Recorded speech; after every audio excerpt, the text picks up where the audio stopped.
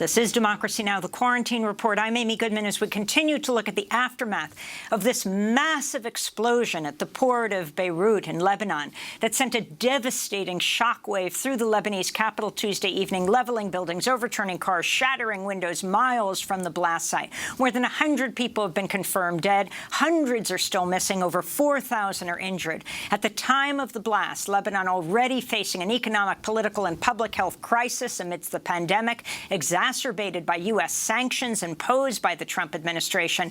At the White House, President Trump told reporters U.S. military generals believe the explosion was caused by a bomb.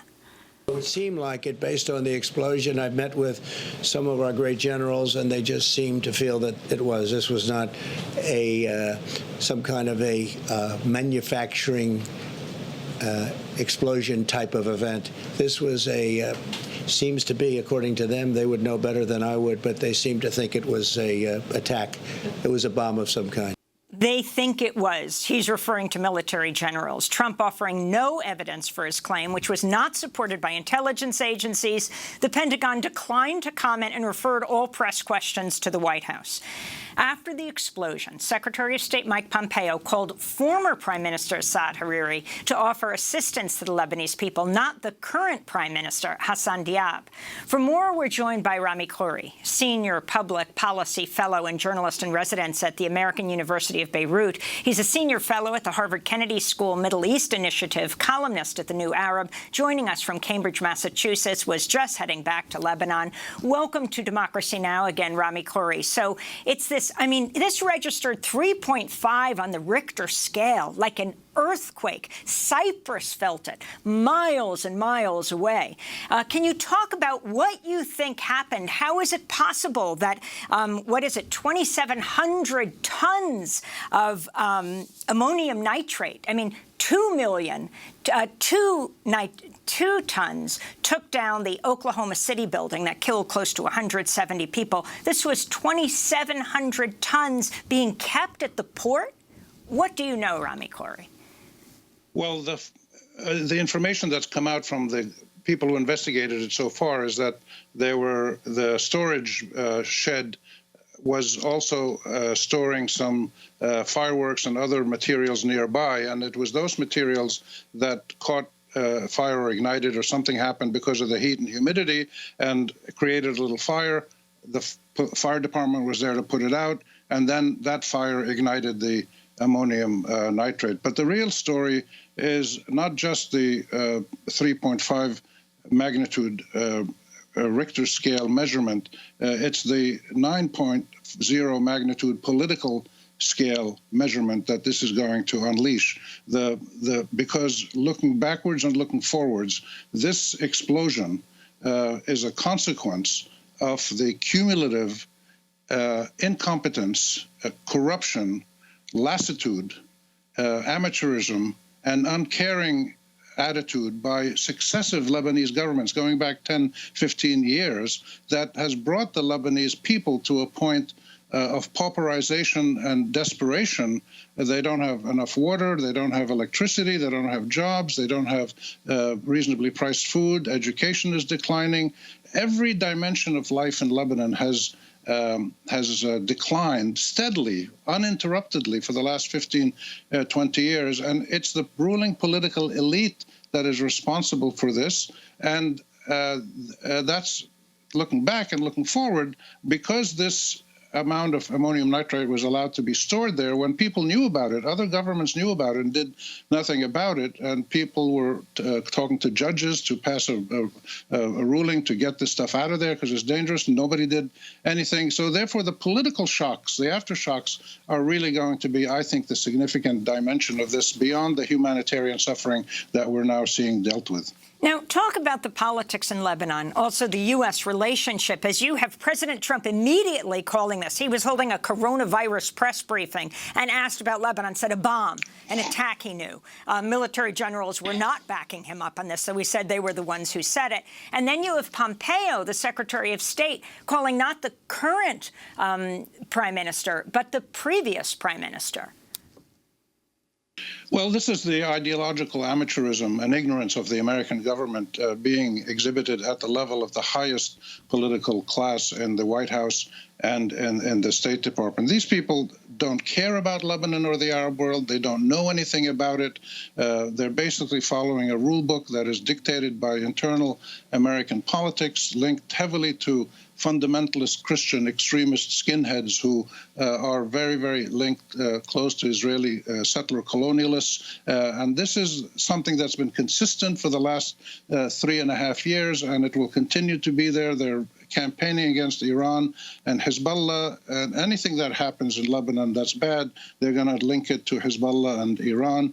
And so this is predictable. It's amateurish. It falls into the realm of criminality and cruelty at the same time, and amateurism. So I would completely discard anything that Trump or Pompeo says about this. And the fact that they called Hariri not the prime minister or the president is fascinating, because they don't care about humanitarian suffering. 300,000 people have lost their homes. They don't care about that. All they want to do is talk to somebody in there who can link them, say, to the Saudis or the Emiratis, or somebody who can, help them push against Hezbollah and Iran. And the terrible irony is that this policy has only strengthened Hezbollah and Iran over the years. And the Lebanese people are not focused on that. They're focused on recreating a legitimate, credible, effective, and humanistic government system that treats its own citizens as human beings and not as animals. The Lebanese people feel, and this is not just Lebanon, by the way, Iraq, Palestine, Algeria, Sudan, other Arab countries, Egypt, the ordinary people feel that their government treats them like animals, without rights, without feelings, without voice. And the Lebanese and others are out in the streets demonstrating now for several years. Actually, since 2010, there's been nonstop public demonstrations all across the Arab world. There's more happening in Jordan now for different reasons.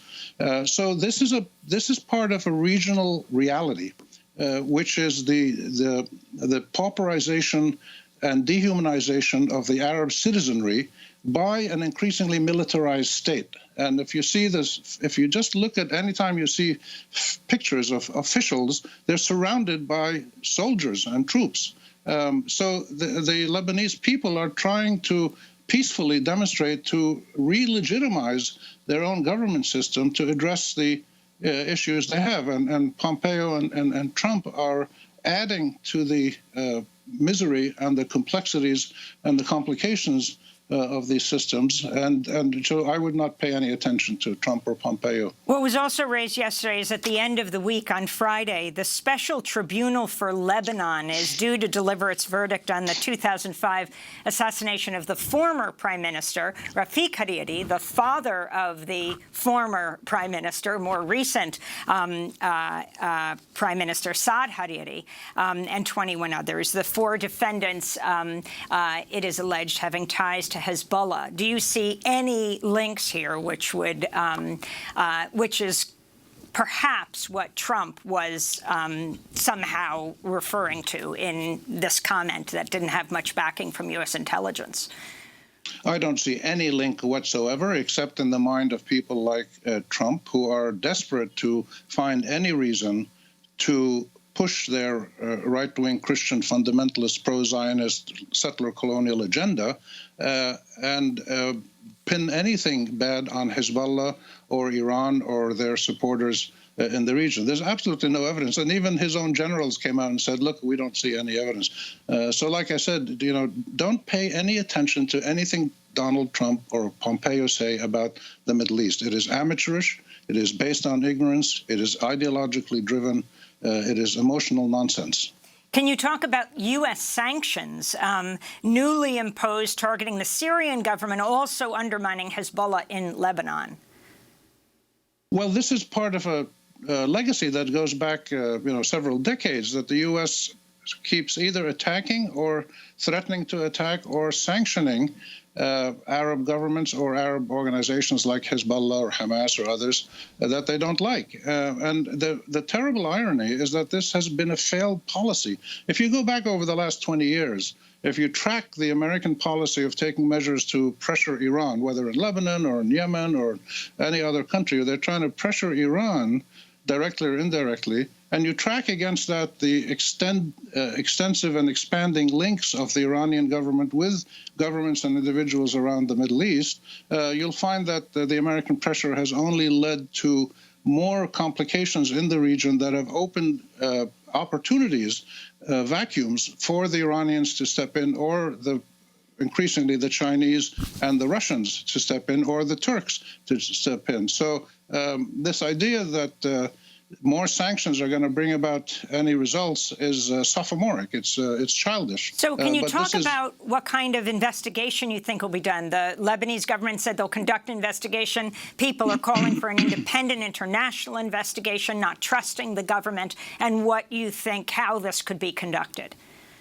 Absolutely. This is really central now. The Lebanese people, broadly speaking, don't trust their government anymore because they've seen the consequences of their government's actions over the last 10, 15, 20 years. And respectable people, academics, civil society activists, whatever, have spoken out in the last 24 hours saying we need an international investigation. We cannot leave this in the hands of the Lebanese government. Some members of parliament have already said they're going to resign, and people are asking for not only an international investigation, but immediately to detain the port officials and other officials who knew about this, detain them preemptively, and then give them a fair trial when the investigation is done. But this is really the critical point now, the transition from the humanitarian catastrophe of the explosion, which we have to deal with for the next 2, 3, 4 weeks until things stabilize, the transition from that to a political reconfiguration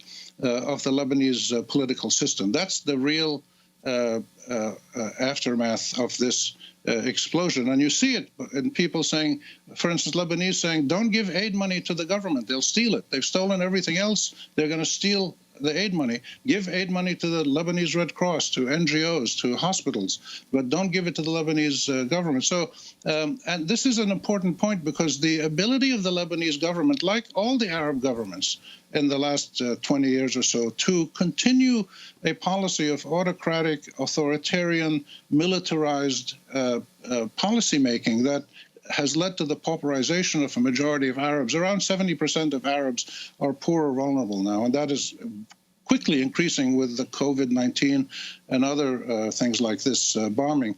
The ability of Arab governments to maintain these cruel policies is very much linked to the support they get from international parties, including the Americans, the French, the British, the Russians, everybody. There's nobody that comes out of this modern legacy of Arab state failures.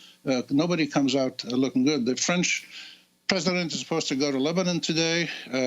People are very much anxious to hear what he says. And if he just comes and meets with the Lebanese government and makes happy statements about we will always support you, people are going to jeer at him and tell him to go home. Very quickly, Rami Khouri, just last week, Save the Children reported 500,000 children are hungry in Beirut. And you have Beirut importing 80% of its food, and now the port has been completely leveled. So in this last 30 seconds, what you see needs to happen immediately for this humanitarian catastrophe. There needs to be massive coordinated international Arab and internal Lebanese support to non-governmental organizations, and the Lebanese government should be told to just watch how you do this properly and let the people of Lebanon and their many, many civil society groups and humanitarian groups get the job done. The humanitarian need is urgent. There's 300,000 people who've apparently lost their homes. Their homes were bombed out. So water, food, energy, people get electricity 2 or 3 hours a day. This is going to be terrible for the next month until new materials come in to replace what was destroyed at the port: wheat, foodstuffs, medicines, oil, things like that. So that's really what needs to be done. Let the Lebanese people carry out the job of addressing their needs. And this is an opportunity to show how it can be done by sidelining the Lebanese government as well. And this is what many Lebanese are calling for. Rami Khouri, I want to thank you for being with us, Senior Public Policy Fellow, journalist in residence at American University of Beirut, also Senior Fellow at Harvard Kennedy School's Middle East Initiative, and a columnist at The New Arab.